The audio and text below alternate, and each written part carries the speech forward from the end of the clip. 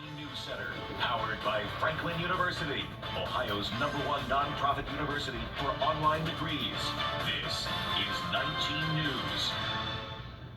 Society looks at you as a black person, and they will make assumptions about you that are not true. Have you had to talk about racism with your family? Tonight, an eye-opening conversation through the eyes of parents and their children. In the next 400, we ask, what does it mean to be black in our country and how racist ideology affects all of us?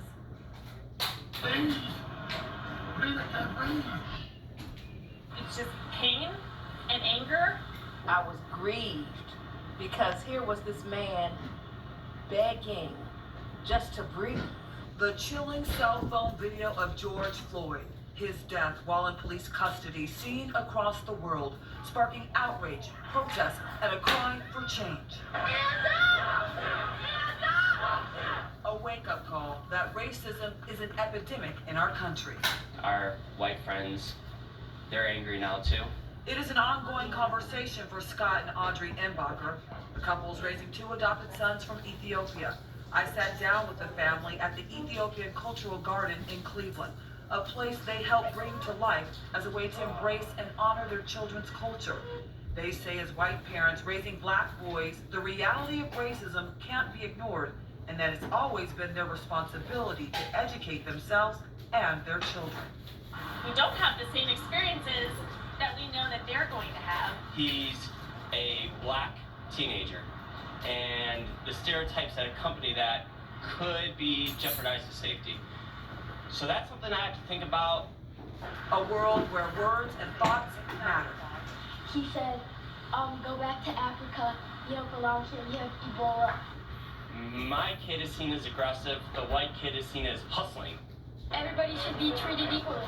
Their family chose to react to racism by joining one of the many peaceful protests in Cleveland. Very important that they see us taking action. They challenge others to do the same. Every single white person who said, oh, that's so cool you marched, like, no, you don't get away that easy. Here's the invitation. Here's the next march. Join us. God always has more beautiful and more love and more power than evil.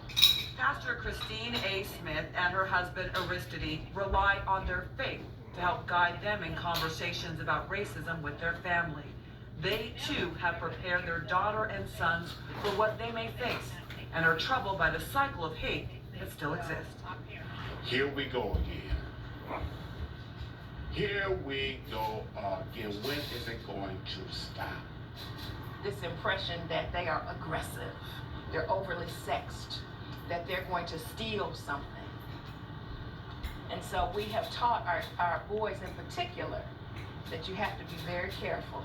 The couple says they try to keep those conversations balanced because they don't want their kids to live in fear, but reality can be scary.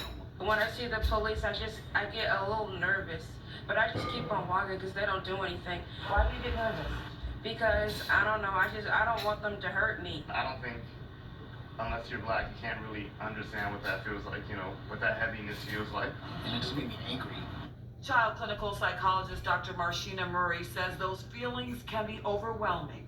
It's one thing to see a person oppressed, it's another thing to see a person that looks just like you experience these things. And it's really traumatic for black youth and their parents.